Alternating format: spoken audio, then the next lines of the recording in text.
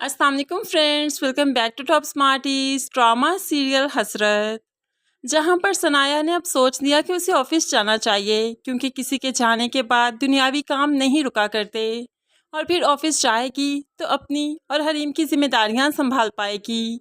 इसीलिए तो आज तैयार होकर जो खड़ी थी तो सोमिया कह देती है, सनाया इतनी जल्दी ऑफिस जाना शुरू कर दोगी? अभी कुछ ही तो दिन हुए हैं अम्मी को गए हुए, कुछ दिन तो रेस्ट करो ना। अभी तो लोग आते जाते हैं, तुम्हारा पूछेंगे तो मैं क्या कहूँगी? तो सनाया कहने लगी, हाँ ये सब तो मैं जानती हूँ, लेकिन फिर भी अपनी जिम्मेदारियाँ संभालना कोई आसान काम नहीं। मैं जाऊँगी तो यूज़ टू होंगी ना, और वैसे भी घर रहते रहते अम्मी को कभी नहीं भूल पाऊँगी। थोड़ा सा अपना ध्यान बटाना चाहती हूँ, क्योंकि यहाँ पर अम्मी के बगैर रहना बहुत मुश्किल है। सोमिया सनाया के जज्बात को खूब अच्छे से जानती है, इसलिए उसे रोकती ही नहीं। दूसरी तरफ शहीन बेगम हमसा को कॉल करती है, क्योंकि वो जानती है कि फ़रहीन आजकल सिर्फ हमसा की बात मानती है। उसे कॉल करते हुए कहने लगी, फ़रहीन का रिश्ता आया है और लड़के वाले आना चाहते हैं, लेकिन फ़रहीन बात ही नहीं सुनती, वो मान ही नहीं रही। प्लीज़ उसे मनाओ ना, ताकि बात कुछ आगे बढ़ सके। अब हमसा के पूछने पर पता चला कि लड़का तो तलाक याफ्ता है और फिर उसके बच्चे भी हैं।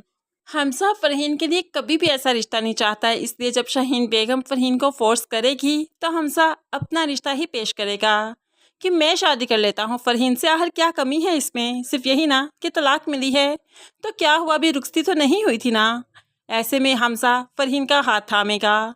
अभी उससे मोहब्बत तो नहीं हुई, लेकिन शादी के बाद हो जाएगी। दूसरी तरफ फबीहा जितनी भी चालें चलती रहे, जितना भी अरहम को चाहे कि उसकी मुट्ठी में आ जाए, लेकिन भला जब कुदरत ऐसा नहीं चाहती तो फबीहा क्या कर सकती है। फबीहा जो माँ बनने वाली है और इस बात को अपनी ताकत समझती है, तो बहुत जल्द उसका बच्चा ज़ाया हो जाएगा। वो तो अपने बच्चे को जन्म ही नहीं दे पाएगी। होप्स हो कि वो दोबारा कभी माँ भी ना बन सके। इस तरह फबीहा से भरकर भला बदनसीब कौन हो सकता है। जैसे मेका माँ बाप से हुआ करता है, वैसे ननियाल भी नाना और नानी से हुआ करता है। नाना और नानी के बाद ननियाल में रहने का भी जी नहीं चाहता, और ये बात नन्ही हरीम ने भी बहुत अच्छे से नोट कर ली। अपनी माँ से कहने लगी, मामा नानों के बगैर यहाँ पर दिल नहीं लगता, मुझे घबराहट सी होने लगती है। उनके साथ बहुत अच्छा लगता था, अब अच्छा नहीं लगता ना। तो सनाया भी एकदम से खामोश हो गई, दुखी हो गई। तो अब हरीम कहने लगी, मुझे यहाँ पे रहना ज़रा भी पसंद नहीं, अब नानों की याद आती है। प्लीज़ हम चलते हैं ना वापस पापा के पास, हम उस घर में रहेंगे, यहाँ पर अब हम कभी नहीं आएंगे। सनाया तो एकदम से दुखी हो जाती है, परेशान हो जाती है कि वापस लौट कर नहीं जा सकती और यहाँ पर रहना ही पड़ेगा, वो भी माँ के बगैर। माँ के बगैर सनाया के लिए भी तो यहाँ पर रहना बहुत मुश्किल है। फ्रेंड्स, आपको क्या लगता है, क्या वाकई बच्चे भी नाना नानी की कमी ननियाल में फील करते हैं और उनके बगैर ननियाल में उनका दिल नहीं लगता? क्या ये वाकई सच है? इस बारे में आप कैसे सोचते हैं, ज़रूर कमेंट्स में बताइएगा।